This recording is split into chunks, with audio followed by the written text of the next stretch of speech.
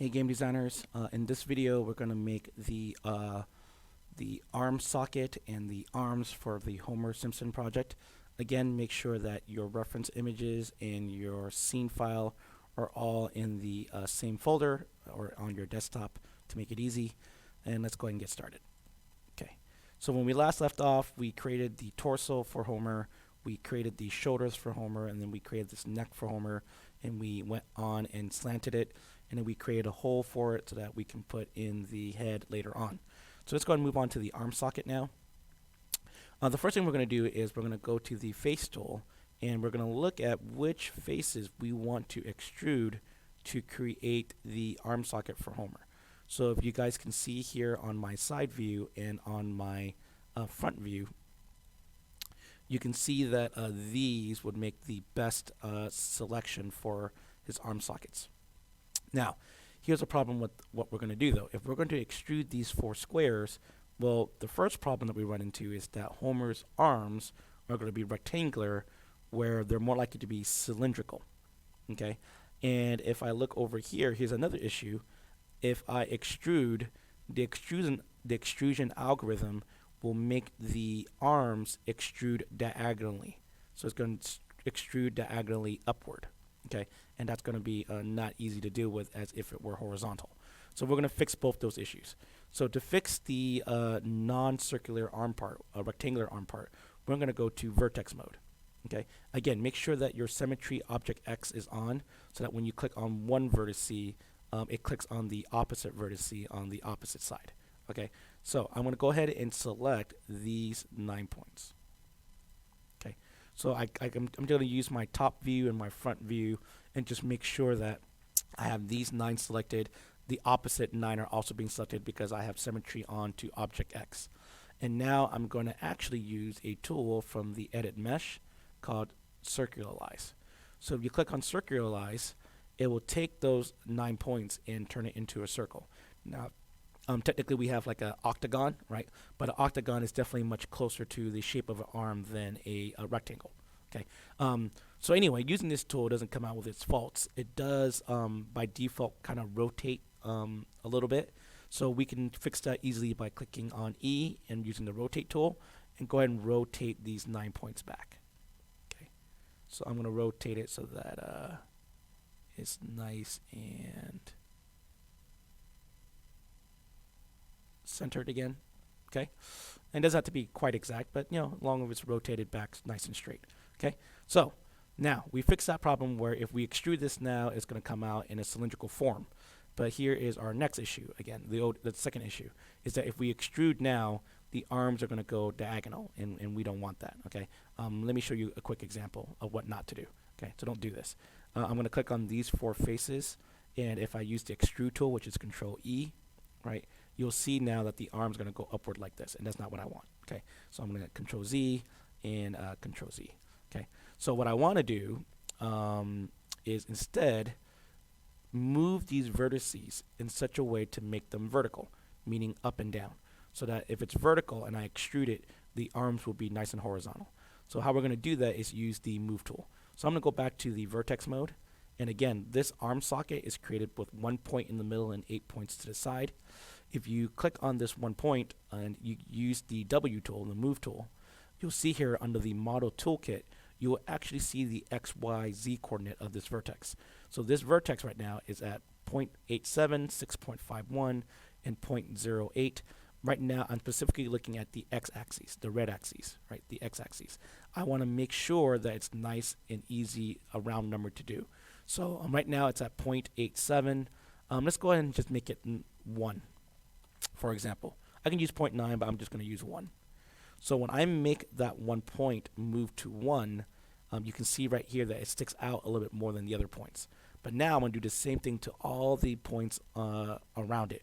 And what you'll see what happens is that if I move all of them to a vertex of x coordinate of 1, you'll start to see that all the points will line up and make a rectangular or a vertical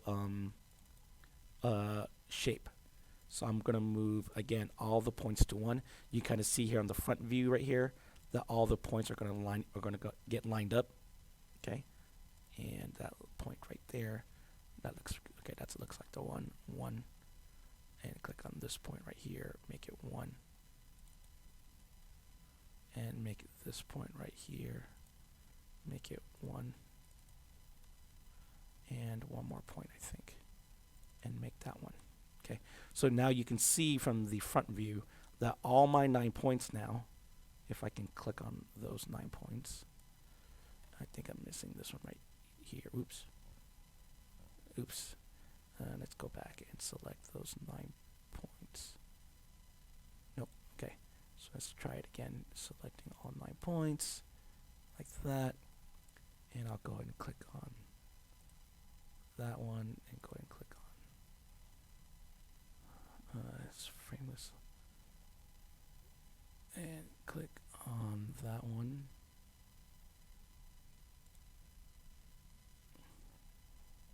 Let's make sure that I selected all 9 points here. Nope, looks like I did not select on this point right here. No, I don't want to extrude. Oh, there we go. Okay, so now that I have all 9 points selected, you can see that, oh look, I have one that's not straight. So let's go ahead and double check again. I have this at 0.8, I think because I undid it. Let's go back to 1. And now you can see again, now that all my 9 points are selected, let's go ahead and select all those points again.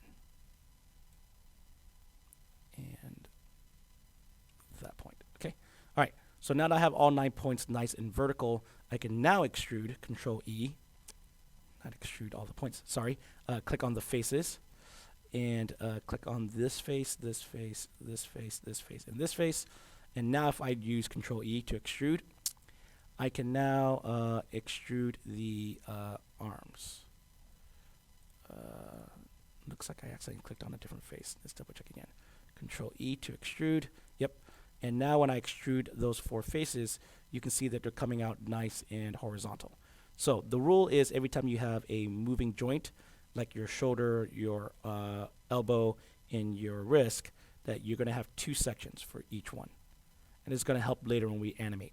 Okay. So now I'm going to make a long section, Control E, extrude.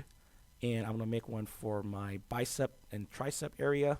I'm going to go to the elbow now, a little 2 small sections. I'm going to do one for the forearm section here, and I'm going to do one for the wrist. Okay. Oops. Did I do extrude yet? Nope, I did not extrude yet. Oh, better undo this. I think I might have made an extra extrusion. Okay. Control E to extrude. Let's go ahead and zoom out. Extrude for the wrist. Control E again. Extrude for the wrist. Okay.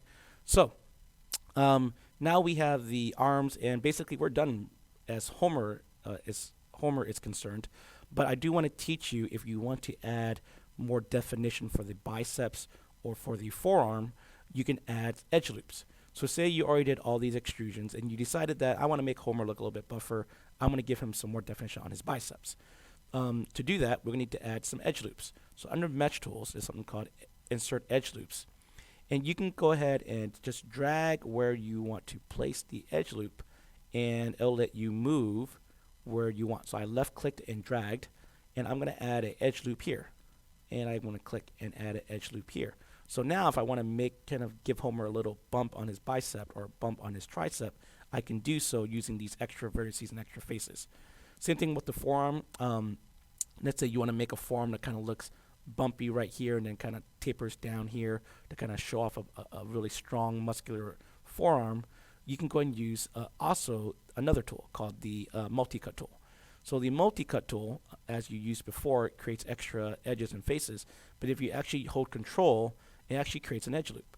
So I held Control, and now I can click where I want to put the edge loop. So let's say I want to make a muscular forearm. I'm going to go about, 40% way there, and about 20% way there. And I can now have extra faces and edge loops to make my character. Okay. So I'm going to go ahead and add edge loops here as well, and edge loops here. Okay. All right. And now I created some edge loops and some using the multi-cut tool or the